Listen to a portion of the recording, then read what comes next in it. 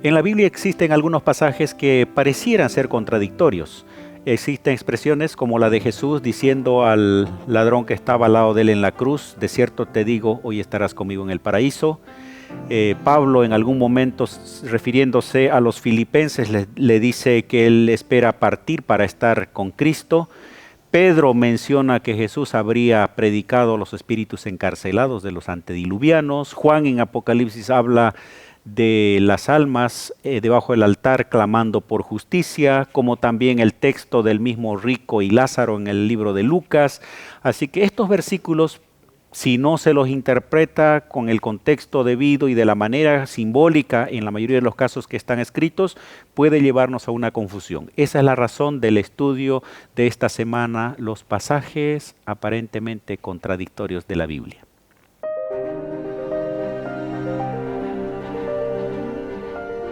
Axiomas, más allá de la evidencia.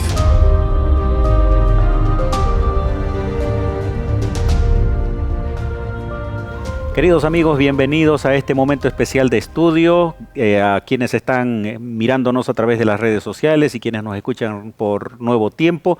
La lección de hoy son pasajes contradictorios de la Biblia o aparentemente contradictorios de la Biblia, principalmente el Nuevo Testamento, en el contexto de la resurrección, la vida después de esta vida terrenal. Y para ello estamos acá con un amigo, está el pastor Ronald Renson Mena. Bienvenido, Ronald. Un saludo a nuestra audiencia y por favor nos guías en oración. Muy bien, ¿cómo están mis queridos amigos? Estamos una vez más entrando al estudio de la palabra y qué alegría es poder conectarnos con ustedes y así juntos crecer en el conocimiento de la palabra de Dios. Vamos a orar ahí, inclina la cabeza donde se encuentre, por favor. Querido Dios, te agradecemos por la bendición de tener tu palabra. Y aunque aparentemente en ella pueda encontrarse algunas frases o parábolas que son contradictorias, hoy a la luz de la misma palabra veremos la perfecta armonía que tienen cada uno de los libros y estos pasajes. Pedimos tu bendición en el nombre de Jesús. Amén. Amén. Jesús en San Juan 5:39 nos recomienda, ¿no? Escudriñad las Escrituras porque a vosotros os parece que en ellas tenéis la vida eterna y ellas son las que dan testimonio de mí. Por otro lado también 1 de Pedro 3:15 nos insta a que podamos nosotros dar razón de nuestra fe con mansedumbre, con preparación, y eso nos lleva a estudiar la Biblia. San Lucas capítulo 16 versículo 19 al 31 contiene una parábola, podríamos decir una alegoría acerca de un rico y un hombre pobre llamado Lázaro, y este texto es usado para algunas personas como una interpretación de la existencia actual de un infierno. La historia dice, ¿no?, que mueren ambos y en el momento, allá en algún momento, el rico implora a Lázaro para que él pueda interceder por él, o más que todo acudir en su ayuda, ya que necesitaba salir del problema del infierno, de que se estaba quemando, etc. ¿Qué significa eso? ¿En qué contexto está dado esa parábola, Renson? Mire, una de las cosas que nosotros tenemos que recordar es que Jesús habló de muchas maneras, enseñó de diversas formas y entre ellas utilizó parábolas. Y esta historia, por ejemplo, no debería tomarse literalmente, ¿no?, este pasaje, aunque hay algunos que fundamentan la inmortalidad del alma, la creencia de la inmortalidad del alma, que es una creencia también paganista que existía. ¿Qué pasaría si tomamos literalmente ese texto, por ejemplo? Si tomamos literalmente, por ejemplo, habría muchas cuestionantes y contradicciones que hasta no tendrían cómo responderse. Por ejemplo, el hecho de Lázaro estar mirando el sufrimiento de este hombre, del rico. Ahora, si nosotros pensamos que una persona buena, por ser buena, ya está en el cielo y está mirando ahí a aquellos que están sufriendo, imagínate un hogar, una madre que falleció y ahora ve a su hijo sufriendo por los errores que ha cometido. La pregunta es, la Biblia dice que el cielo será un lugar feliz, será un entorno de paz, de completa armonía.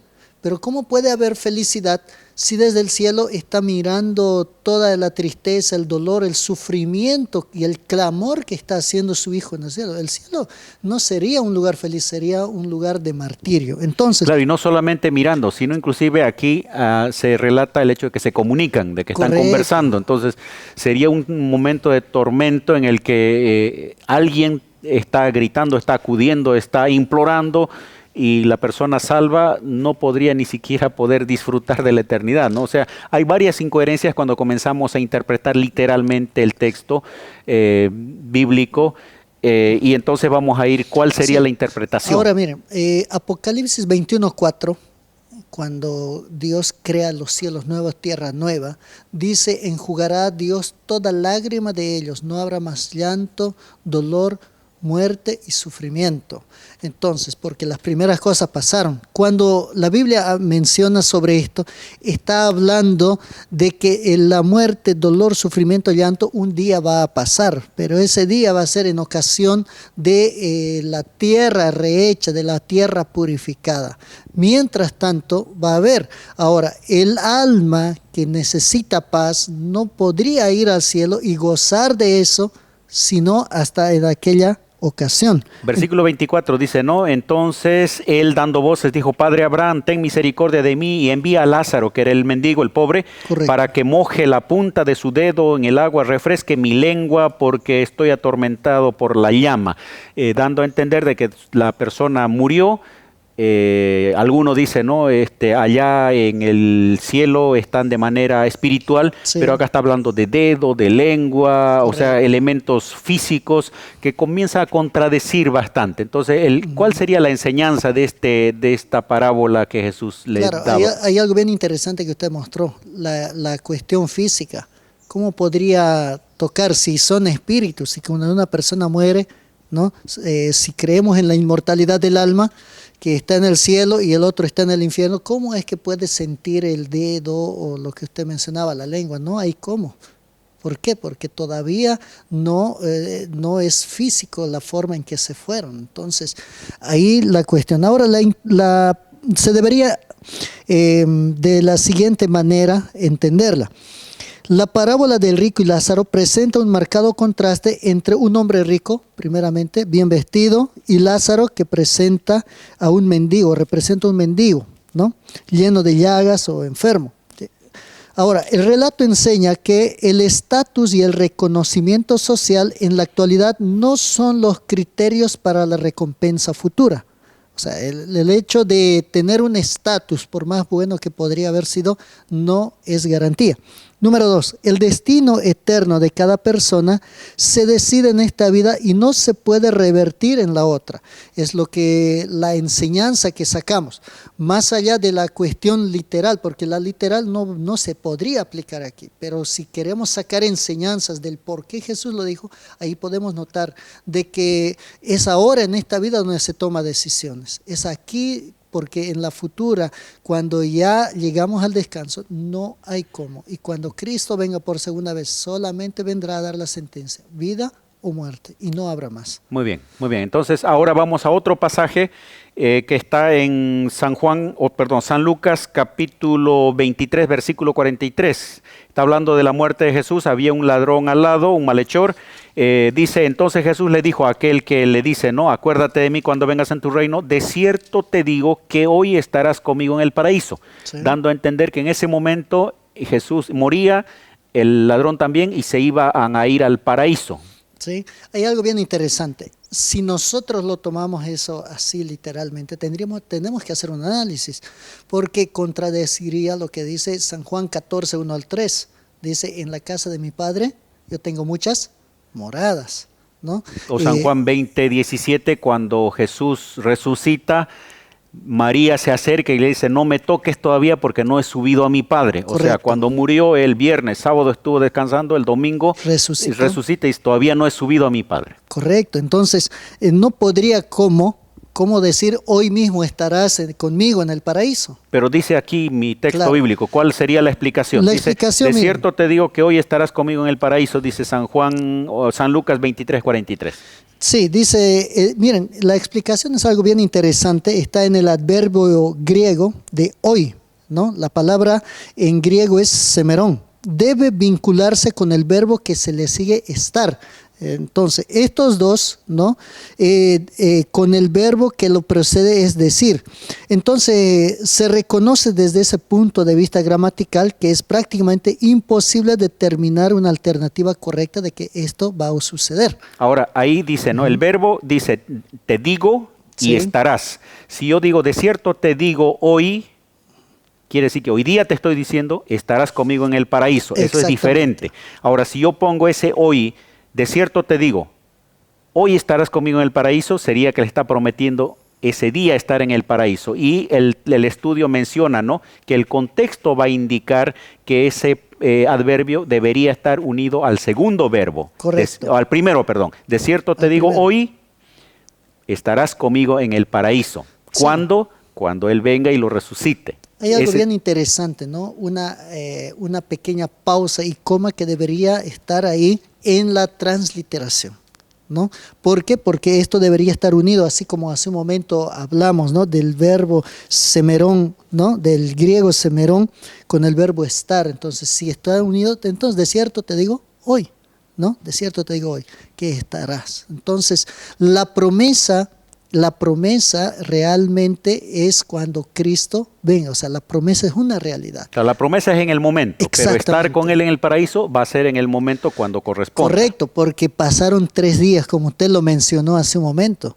Entonces, o sea, Jesús podría, en ese sentido, si creemos que fue literal, que Jesús le mintió, porque no fue ese día que Él subió al Padre, porque en la resurrección, usted mismo lo dijo, Él dijo, todavía no he subido.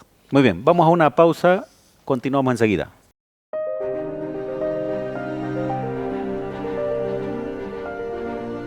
Ya retornamos con Axiomas.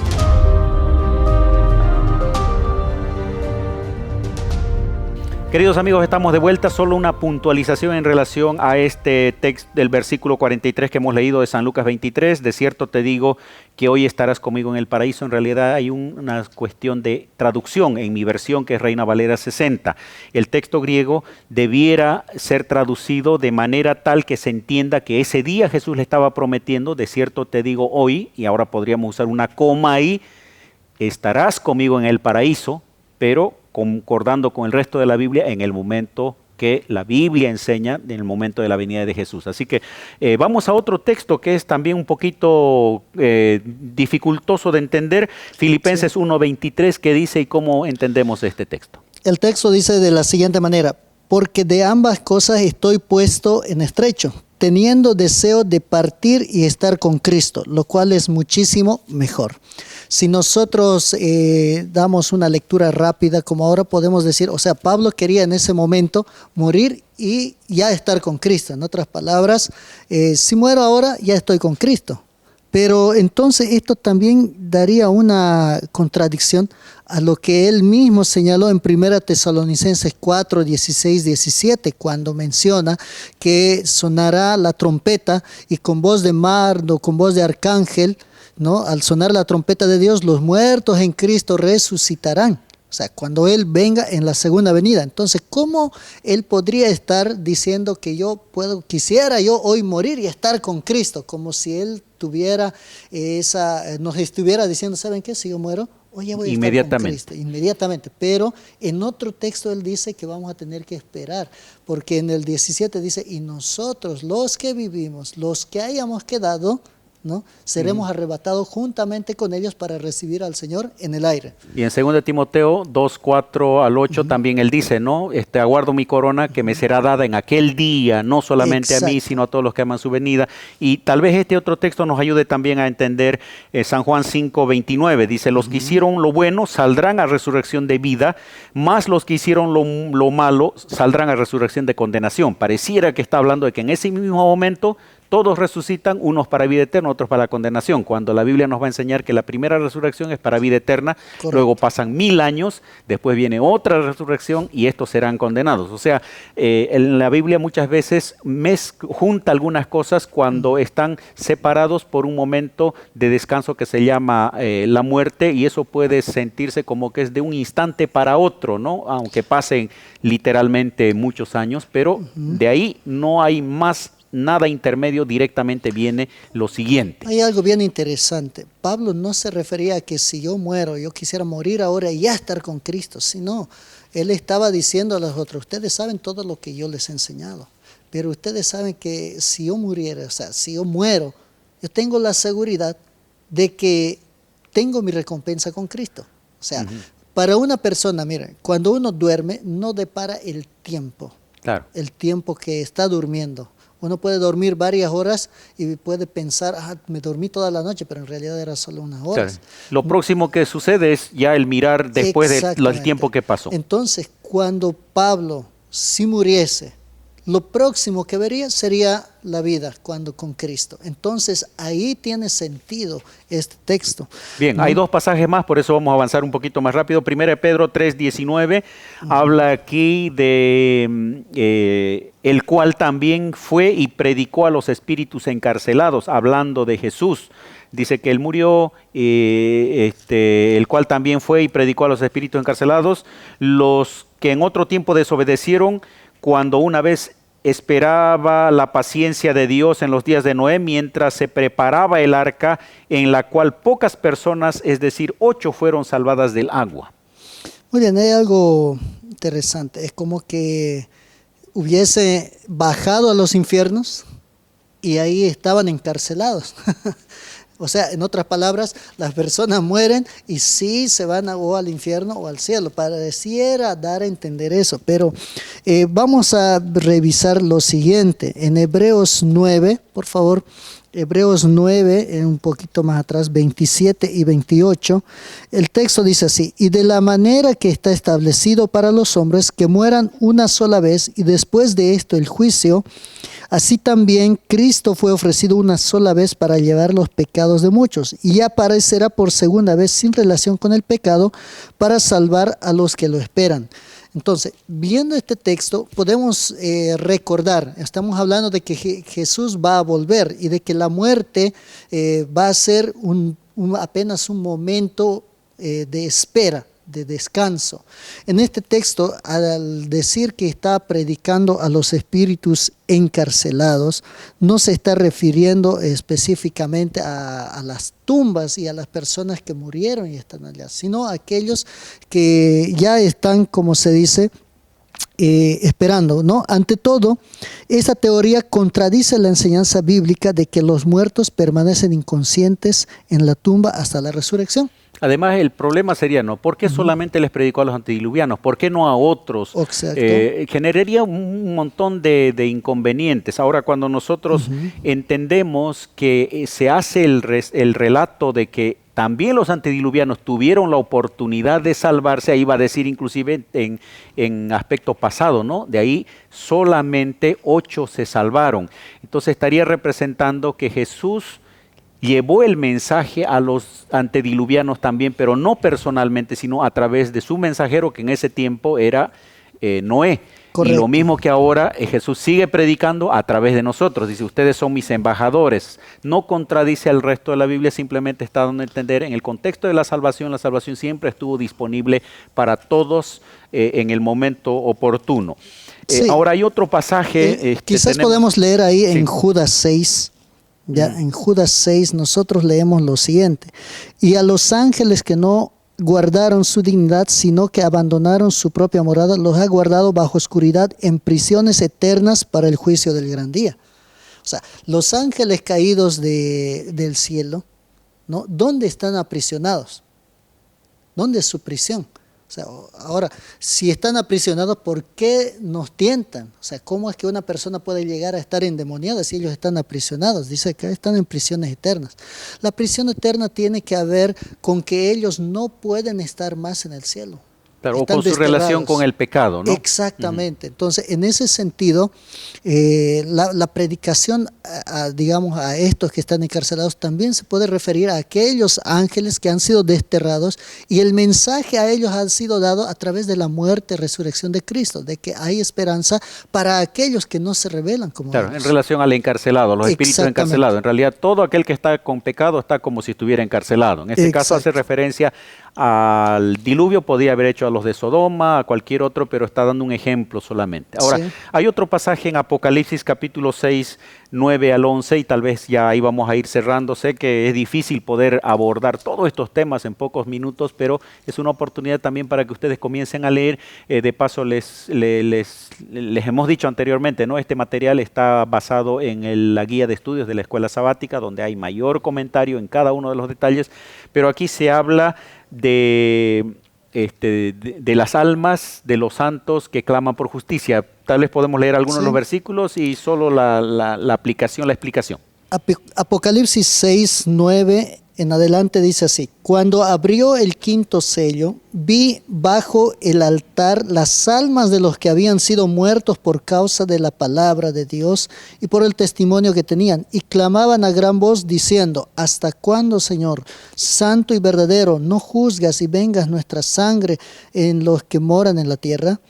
Y se les dieron vestiduras blancas, y se les dijo que descansasen todavía un poco de tiempo hasta que se completara el número de sus consiervos y sus hermanos, que también habían de ser muertos con ellos. Interesante, acá dice vi bajo el altar las almas de los que habían sido muertos por causa de la palabra. Como que da a entender que en la visión las personas que murieron, esas ya están allá debajo del altar y clamando por justicia. O sea, ¿dónde están entonces los otros principios que hemos estado viendo en estos textos, de que no hay inmortalidad del alma? ¿No? Quizás ahí podemos nosotros recordar de que esa expresión, muchas expresiones, la mayoría de Apocalipsis es figurativa y simbólica. No podemos tomarla literalmente. Recordemos que el altar era un lugar de intercesión.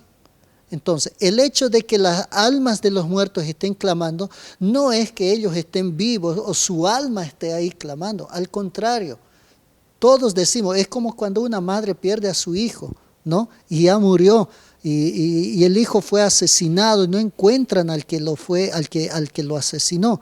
Dice, ¿no? Esta alma está buscando justicia, pero en realidad no es la persona, es la familia, ¿no? Y no es que literalmente el muerto está clamando por justicia, sino que las personas, su muerte da a entender de que él necesita justicia. Entonces, lo mismo de estas personas que murieron por causa de la palabra, su testimonio de muerte, a viva voz dice: Señor, es hora de que se haga justicia. Y también un anuncio de que en algún momento va a haber la justicia, ¿no? Divina. Exactamente. Muy bien, queridos amigos, vamos a una pausa final, volvemos para las conclusiones.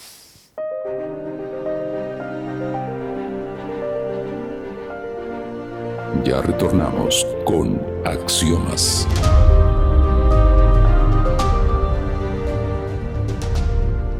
Queridos amigos, hemos llegado al final de este estudio, pasajes aparentemente difíciles, contradictorios dentro de la Biblia, pero el contexto nos va a ayudar a entender si hay un problema de interpretación, de traducción, o a veces inclusive nuestra percepción nos está llevando a una contradicción.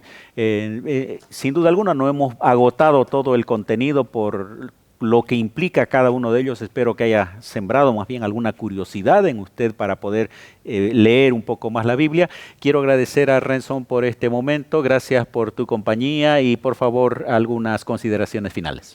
Mira, mis queridos hermanos, si hay una cosa que nosotros podemos recordar de todos estos pasajes, es que hay una segunda venida.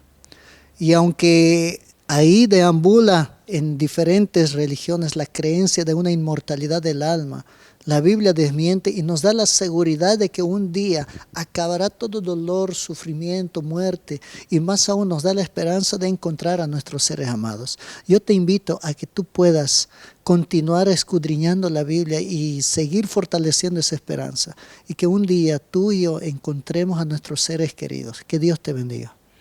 En la Biblia no pueden haber contradicciones porque la Biblia tiene un solo autor. Fueron alrededor de 40 los escritores, pero el autor es uno, es Dios.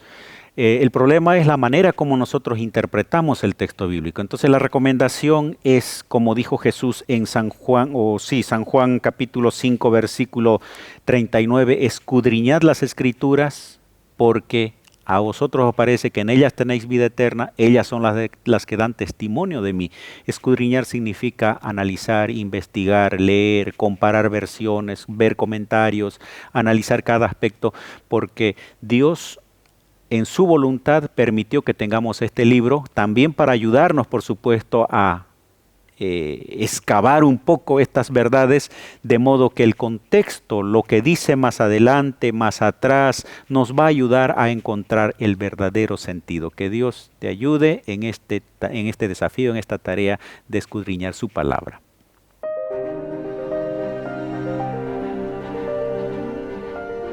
Axiomas, más allá de la evidencia.